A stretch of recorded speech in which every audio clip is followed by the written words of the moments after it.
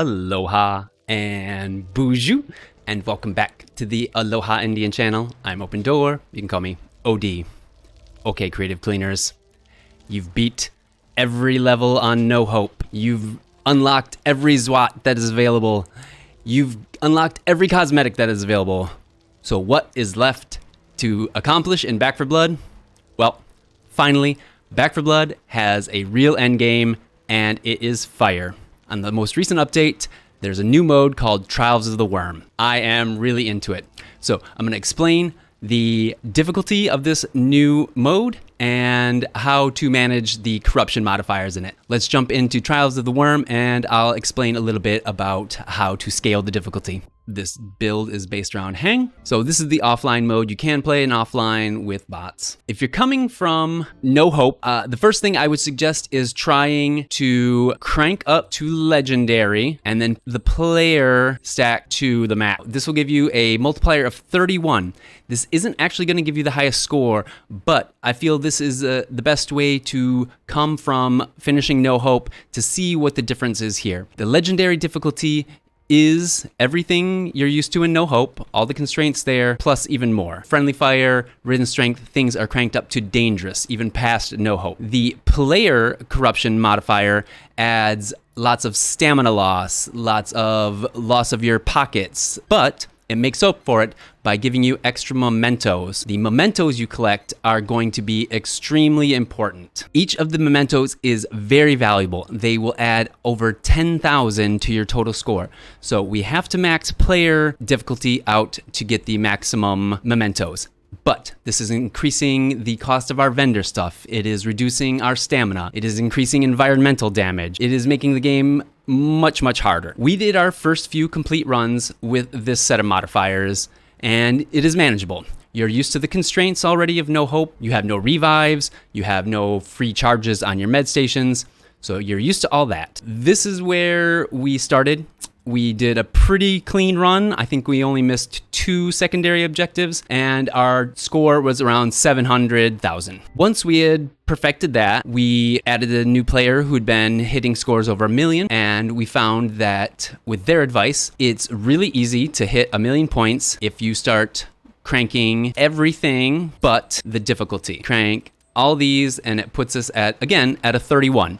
Now, this is going to be very different. This first column changes how strong the enemies are. The third column changes how dense, how many of the enemies there are. So you'll see this is adding bosses. This is adding 5 commons per horde. Hordes will be thicker, and the amount of hazards will also be increased. This is a very different feel from even No Hope. We like to start there, and we started with Veteran. You still get free recharges, you still get some respawns. Mistakes aren't as punishing with this. And with this multiplier, you're also going to be able to hit a much higher score. So with this, we ran, again, a 31, but with a clean run, we hit almost 1 million points. We missed 1 or 2 secondary objectives. We could have easily cleared 1 million points. That's a good idea of how to come from the base game, from the campaign, into this. The scripts on all of the levels are exactly the same. Everything you learned about playing through these levels in the campaign will apply here.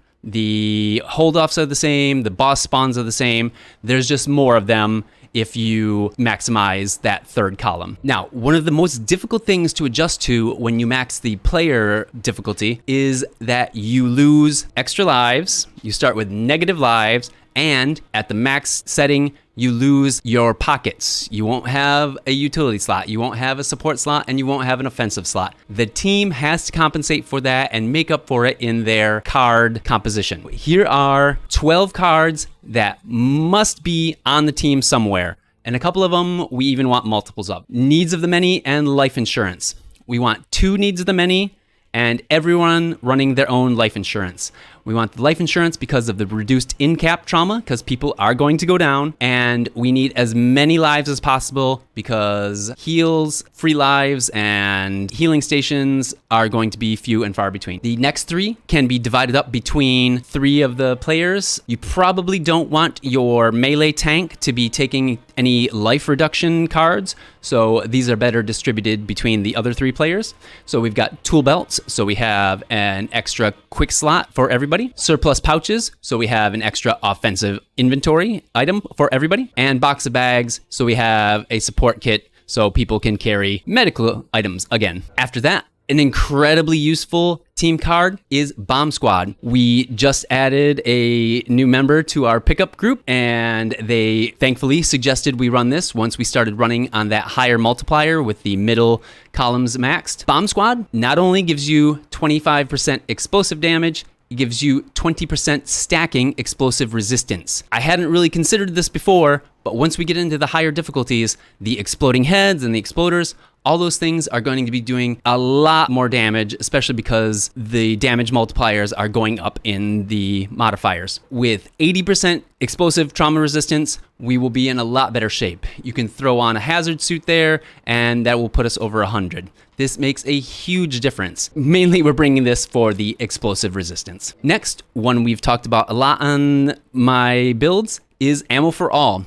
This is really tough to get your melee person to slip into their deck, but you have to remind them that when we have 4 of these, you're going to get 14% global team damage. So on top of the ammo, which is also a very important need, the damage will come in handy. So if you can convince your melee person to drop 1 card and squeeze in this for extra damage, that would be really helpful. Rousing Speech, we like to have at least 1 Rousing Speech and Mom, which would put us at 150% revive speed. If we can have 2 Rousing Speeches and Mom, that would be great. Amped Up, again, Amped Up will really help save on the healing. We are trying to work at least 2 to 3 of these into a deck. That way, every time a horde is triggered, you get 60 health back. Especially on these higher corruption modifiers, you're going to be having more and more hordes spawn constantly. That and On Your Mark, we're trying to work as many On Your Marks back in, again, because ammo is really hard to ration in the higher difficulty, because we're not going to have super maxed out DPS because we have to bring so many team cards. But without these team cards, we're busted. There's no way to make it. And then these 2 are optional. I've seen people get a lot of mileage out of them. I prefer not to plan on going down or having teammates go down, but if they do, Inspiring Sacrifice can heal back 20 health when someone goes down, and Avenge the Fallen, stacking a couple of those can really help in crutch situations. So there are the team cards we want to be running. So let me show you how I'm working that into my specialty deck for Heng. Heng can be the best healer on the team. With this Heng build, most of our healing needs are covered. Heng's biggest ability is his food spawning ability, right? So we're going to maximize that with Food Scavenger. Food Scavenger spawns an additional amount of food into the level. I believe it's somewhere around 10, and I believe Heng spawns in something like 7. So that's 17 items on the map that you can convert with Wasteland Chef. With Wasteland Chef, you can take extra food and convert them into a mediocre meal or a large meal. These become very useful when we have Ravenous Corruption, and then also the buffs on the food are incredibly powerful. So we like to leave peanut butter and cereal for the melee player so that they can max out their stamina efficiency and speed. I like to leave power bars unmodified so that those give us 1 extra DPS. And then depending on the corruption, we either take the bonuses or we convert them to food and keep everybody topped off. Now, the real core of this build is an evolution of the Charisse stun gun build that I posted a few months ago. The pairing of experimental stun gun and stealthy passage are really powerful. Stealthy passage, this build is going to be a meta build. You need a sniper, you need a melee, and you need this build. Stealthy Passage, Silence is Golden as a secondary, pops up on almost every single level that is not a hive. And to get Silence is Golden, you have to have someone with Stealthy Passage. There's going to be a door, there's going to be some birds, there's going to be something in your way, and the only way to progress and keep that secondary, which could pay almost as much as the level itself, is with Stealthy Passage. If Stealthy Passage is going to disable our utility slot, then we're going to use something else that also disables our utility slot, so we have double utility, and that is Experimental Stun Gun. I love this experimental stun gun. I played it a ton on Charisse. I hadn't been playing it for a while. I'd kind of been sleeping on it. Taking it back into trials, it is absolutely crucial. Bosses, again, when we don't have so much DPS power, bosses are extra common because there's roaming bosses, and we need something when we don't have a flashbang, something to stun them. With experimental stun gun, I've gotten 3 stuns on one breaker, 3 stuns on hags. You can stun ogres. It is really powerful, and especially it chains from commons to specials. Experimental stun gun, somebody should have it. It is super clutch. Suppressing fire, since I'm running Heng, Heng automatically comes with an RPK, and I've been really enjoying LMG RPK builds. So suppressing fire will slow down commons and specials that are hit nearby. So you hit a common out in the horde, and that is going to trigger a slowdown effect that will look like the commons just ran into barbed wire. It's really good, especially when we get into these higher corruption modifiers where we're having lots of blitzing commons and lots of rushing. Their speed increases, everything is faster. So we're going to be plinking with our LMG, just taking little pot shots, headshots here and there, not to thin out the horde. We want most of the horde to be coming to our melee player, but to slow them down a bit. And so this is also slowing down mutations around them. This is a great card, and if you're running an LMG deck, I absolutely recommend it. Patient Hunter is the best DPS card I find to squeeze in right now. I do end up ADSing a lot. Sure, mostly I'm picking off commons, but every once in a while a special pops up just outside of range. ADS, mag dump into it, and we're clear. Empowered Assault, I still like stacking 4 Empowered Assaults, but I personally have to have it in.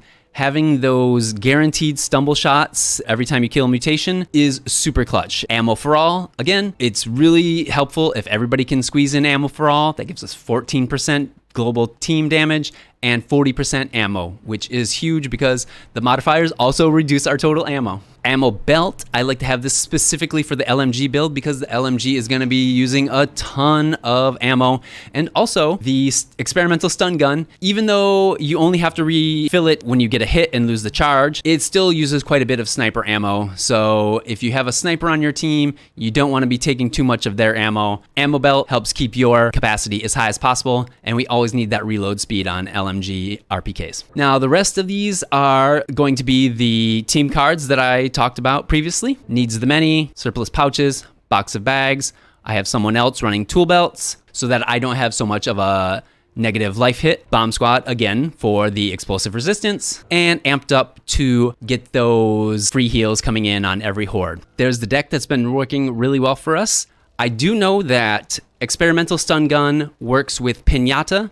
I would like to squeeze Pinata in there somewhere. I would pick it up if I found it in a card shrine, but I'm not really clearing that many common with it. This is more for taking down specials, and occasionally if a common jump scares you right next to you, you can punch them and clear yourself out. But it's not really for killing lots and lots of normal ridden. Also, one quick tip, there is a legendary toolkit called the Cursed Key. Now the Cursed Key has a small chance to kill the person if they use it. Now that can be blocked with a piece of armor if you have a piece of armor. But the real tip is Cursed Keys are fairly common now with Tala chests and all the chests in the hives. So it is possible for you to have multiple Cursed Keys on you. Here's the tip. If you have more than one Cursed Key and you're going to hack a med station, drop your extra Cursed Key, because if one breaks, they all break. So there you go, that little tip there. Thank you for all the support. I really appreciate it. Have a great new year. Aloha, miigwech, mahalo. Stay safe. Stay tuned.